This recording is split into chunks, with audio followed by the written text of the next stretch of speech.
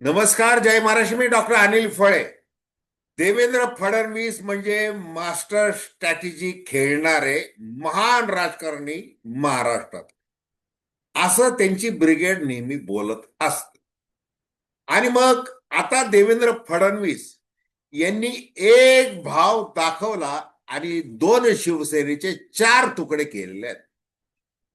म्हणजे divide and rule हा formula Devendra Fadnavis यांचा आहे. उद्धव ठाकरे यांना विधान परिषदेमधून निरोप देत असताना उद्धव ठाकरे हे कसे राजकारणी नाहीत, ते कसे फोटोग्राफर आहेत, कलावंत कसे आहेत, ते सरळ मनाचे कसे आहेत वगैरे वगैरे खूप वारेमाप स्तुती केली. आणि नुसती स्तुती केली नाही तर बंद दाराआड उद्धव ठाकरे यांच्यासोबत चर्चा देखील केली. दुसरीकडे एकनाथ शिंदे यांनी उद्धव ठाकरे साहेब असं जरी म्हटलं तरी त्यांनी दोन वाक्यामध्ये त्यांना निरोप दिला की आरोग्याबद्दल तुम्हाला शुभेच्छा. कारण याच एकनाथ शिंदे यांनी बंड केलं आणि त्याच्यानंतर उद्धव ठाकरे जरा बाहेर पडायला लागले, त्यावेळेला ते म्हणाले की आता मानेचा पट्टा गेला कुठं तुमच्या. डॉक्टर एकनाथ शिंदे यांच्यामुळे तो दूर झालेला, अशी ती टीका केली. आता एकनाथ शिंदे यांची वाघनख ही महाशक्तीमुळे शाबूत जरी असली तरी त्याला आपण कशा प्रकारचं नख लावू शकतो हे देवेंद्र फडणवीस यांनी त्यांच्या कृतीतून अनेकदा दाखवलं.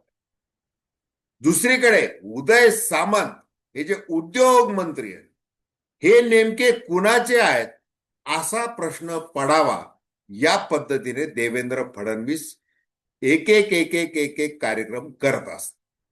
आणि तो कसा, याविषयी आपण थेट विश्लेषण करणार आहोत. दर्शकांना विनंती की चॅनल सबस्क्राईब करावं, सबस्क्राईबचं बटन दाबावं आणि आपली प्रतिक्रिया बिनधास्तपणे नोंदवावी. हे बघा, देवेंद्र फडणवीस म्हणजे हुकमी एक्का. आता अकेला देवेंद्र क्या करेगा असं सुप्रियाताई सुळे यांनी एकदा म्हटलं होतं. मग आता या अकेला देवेंद्र फडणवीस यांनी सगळ्या, म्हणजे राष्ट्रवादीचे आधी दोन तुकडे केले, शिवसेनेचे आधी दोन तुकडे केले, आता त्या राष्ट्रवादीचे जी राष्ट्रवादी केली दुसरी त्याच्यातही दोन तुकडे आता केलेले व्यवस्थितपणे. इकडे शिवसेनेमध्ये ते केलेलं आहे.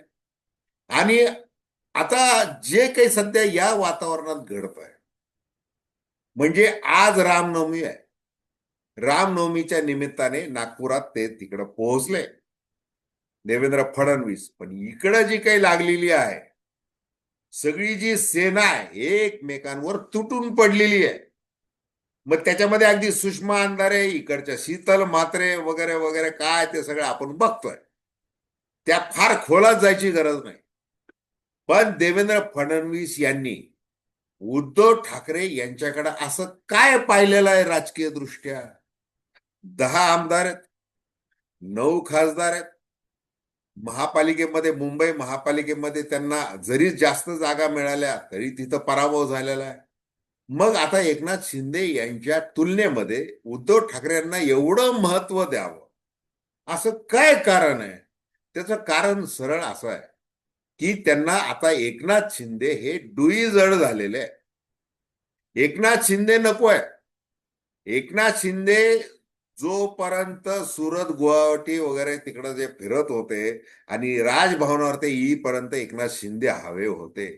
परंतु ज्या वेळेला शीर्षस्थ नेतृत्वाने सांगितलं की आता मुख्यमंत्री म्हणून एकनाथ शिंदे हे शपथ घेतील, त्यावेळे परत तिथून मग कार्यक्रम सुरू झाला.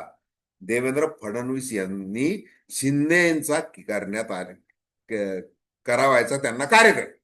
मग आता गणेश नाईक घ्या, रवींद्र चव्हाण घ्या वगैरे, काय MMR रिजन मधल्या सगळ्या महानगरपालिका निवडणुका काय एकमेकांवर कसे वेगवेगळे लढले. आणि अगदी ताजं उदाहरण म्हणजे काय, सातारा जिल्हा परिषद होम डिस्ट्रिक्ट आहे, मी साताऱ्याचा आहे. आणि मग तिथं महायुती वगैरे काही प्रश्न येणार नाही, इथं सत्ता आमची राहील. मग भारतीय जनता पार्टीला एकटं पाडून आपण आपला कार्यक्रम करायचा. मग त्यासाठी राष्ट्रवादी बरोबर घेतली, शशिकांत शिंदे यांना बरोबर घेतलं, मकरंद पाटलांना बरोबर घेतलं, सगळ्यांना बरोबर घेतलं. आणि ते गणित सगळं जुळून आणलं.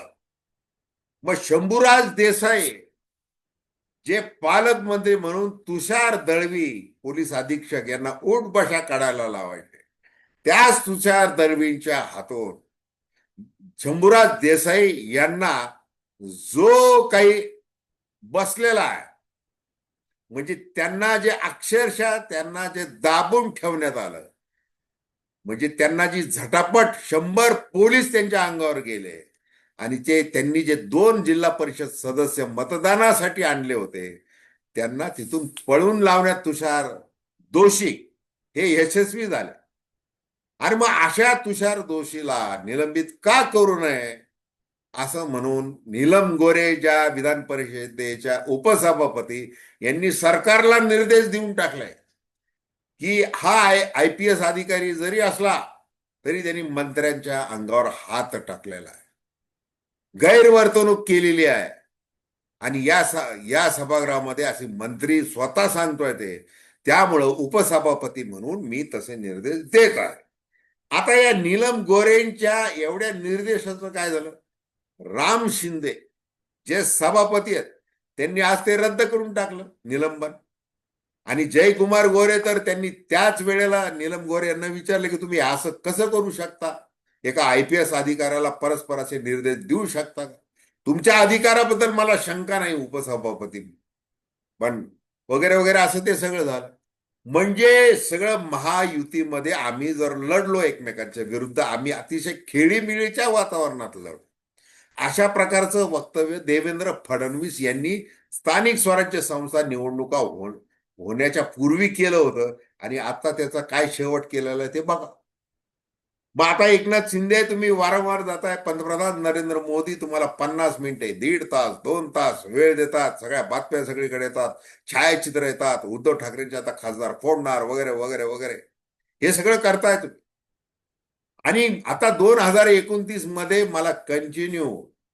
मला मुख्यमंत्री राहायचंय, त्यामुळे तुम्ही जे मागच्या वेळेला 57 आमदार निवडून आलेले असताना आणि आमचे 132 आलेले असताना तरी तुम्ही महिनाभर सतावलं, दरेगावला गेले, ठाण्यात जाऊन बसले, इकडे गेले तिकडे गेले.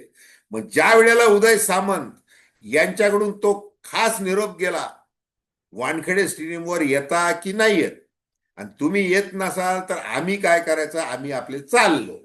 म्हणजे कुठे चाललो? आता देवेंद्र फडणवीस हे आमचे नेते असं सरळ म्हटल्यानंतर एकनाथ शिंदे उठले आणि तडक मग राजभवनावर पत्र दिलं. त्यावेळेला पोस्टमनचं काम कुणी केलं तर ते उदय सामंत यांनी. उदय सामंत दावोसला गेले, उद्योग मंत्री म्हणून गेले, देवेंद्र फडणवीस यांच्या बरोबर गेले.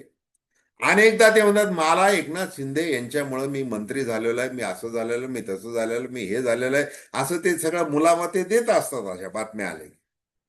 परंतु ते तिथं त्या त्या शिवसेनेचे काय केलेले त्यांनी 2 असे प्रकारे केलेले.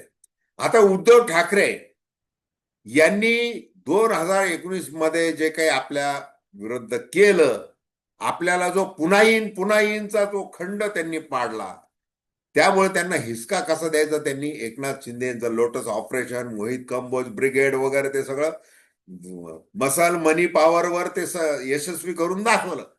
आता अजून शक्ती वाढलेली आहे, मग त्या शक्तीचा उपयोग केला पाहिजे. आता उद्धव ठाकरे यांच्यापेक्षा खरे अंतस्थ शत्रू कोण आहेत आता, तर ते एकनाथ शिंदे. एकनाथ शिंदे वारंवार आपल्याला दिल्लीच्या वाऱ्या करून असं भासवतात करतात. आता मात्र काय, एकनाथ शिंदे यांच्या त्या महाशक्तीच्या आशीर्वादाला देखील भीक घालायची नाही असा चंग देवेंद्र फडणवीस यांनी बांधला आणि त्या पद्धतीने ते वागत आहेत. आणि मग इकडे ब्रिगेड, समर्थक, ट्रोलर्स वगैरे ते सगळे आता बघा उद्धव ठाकरे यांना ते जवळ करायला लागलेले, मग असं कसं वगैरे ते सगळे प्रश्न. खाली कुणाला काय प्रश्न पडतात याची पर्वा हे नेते कधीच करत नसतात. त्यांना माहिती की सत्तेचं जे राजकारण आहे आणि स्वतःचं जे सिंहासन आहे, या सिंहासनाला नेमके कोणते काटे सध्या छोटे मोठे आहेत आणि मोठे असे कोणते खिळे आहेत की ज्याच्यामुळे आपल्या या सिंहासनाचा पाय जरा हादरू शकतो, तो त्या खिळ्याचा आधी बंदोबस्त केला पाहिजे. आणि तिथं दुसरा खिळा ठोकण्याची तयारी केली पाहिजे. आणि मग आता उद्धव ठाकरे विधान परिषदेमधून निवृत्त होणार, पुढे करणार काय, त्यांचं बहुमत काय, त्यांचं महाविकास आघाडीमध्ये काय होऊ शकतं, हा अजून येणारा विषय आहे. मग त्यावेळेला जर गरज पडली तर उद्धव ठाकरेंना मदत करायची, विधान परिषदेवर या, तुम्ही समोर राहा, तुमचा दोघांचा सामना आम्हाला बघायचा आहे. आता एकनाथ शिंदे काही सत्तेच्या बाहेर पडणार नाही, हे तुम्ही जा असं म्हणणार नाही, परंतु असताना समोर वाढलेला असताना खाता येणार नाही, अशा पद्धतीने करायचंय. मग उद्धव ठाकरे यांची जी काही स्तुती केलेली आहे, भला अधूनमधून एखादा टॉमना मारला, एखादा शेर म्हटला की तुम बात पकडकर बैठ गए वगैरे, असं काय जे ते बोलले ते सगळे. परंतु तुम्ही कसे राजकारणी नाही, तुम्ही कसे निर्मळ आहात, तुम्ही कसे आहात, इतकी स्तुती केली. त्यामुळे ही सगळी चर्चा सुरू झाली. मग आता इकडं जसे उदय सामंत, एकनाथ शिंदे असे दोन व्यवस्थित तिथे पडलेले आहेत, पाडलेले आहेत, तसं इकडं संजय राऊत, प्रियंका चतुर्वेदी, अमुक दमुक, शरद पवारांची खासदारकी, त्यामध्ये झालेला निर्णय, त्यामध्ये जे दुमत झालं, मग आदित्य ठाकरे वगैरे ते सगळं.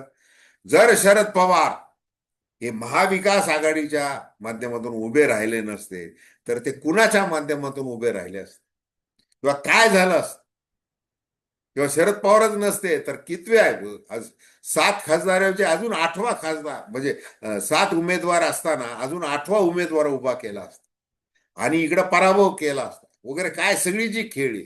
त्याच्यामुळे इकडच्या शिवसेनेतही दुफळी माजली त्यावेळेला ते केलेलं आहे. अशा पद्धतीने देवेंद्र फडणवीस जे मास्टर स्ट्रॅटेजी म्हणून काम करतात, आणि त्यांच्या हातात आता सगळ्यांच्या द्वारे, म्हणजे कुणाकुणाच्या अगदी खरात खरात खरात बाबा, मग दीपक केसरकर कसे गेले श्री ईशान्येश्वर मंदिरामध्ये, मग कसा तत्कालीन मुख्यमंत्री एकनाथ शिंदेनी अभिषेक केला, मग कसे फोटो प्रसारित झाले वगैरे वगैरे, काय ते सगळी खमंग चर्चा सुरू असते. राज ठाकरेंनी जे काही एक्सवर पोस्ट टाकली, त्यामध्ये त्यांनी एक वाक्य असं जे म्हटलेलं आहे की माझ्या कानावर असं आलंय की ज्याची शक्ती वाढते त्याची शक्ती कमी करण्यासाठी वगैरे वगैरे ते सगळं वाढवलं जात आहे. या बोलण्याचा खूप मोठा अर्थ आहे. तर हे असं आहे. आता देवेंद्र फडणवीस कशा पद्धतीने उद्धव ठाकरे यांना भाव देतात, स्माइलिंग देतात, एकांतात चर्चा करतात. अहो, हे साधे लिफ्टमध्ये भेटले तर बातमी होते. आणि बघा, विधान परिषदेच्या ज्या वेळेला अंबादास दानवे हे निवृत्त, त्यांचा तो कार्यक्रम होता, मग सगळ्या सदस्यांचा फोटो, मग उद्धव ठाकरे ज्या वेळेला त्या ग्रुप फोटोमध्ये आले तर देवेंद्र फडणवीस यांच्यासह सगळेजण उठून उभे राहिले. आणि ती जी ताकद आहे, ठाकरे नावाचं जे वलय आहे, ते ठाकरे नावाचं वलय आज जरी तसं राजकीय दृष्ट्या, म्हणजे निवडणुकीचं गणित पाहिलं ते जरी कमकुवत असलं, तरी ठाकरे नावाचं वलय हे काय आहे हे देवेंद्र फडणवीस यांना चांगल्या प्रकारे माहिती आहे.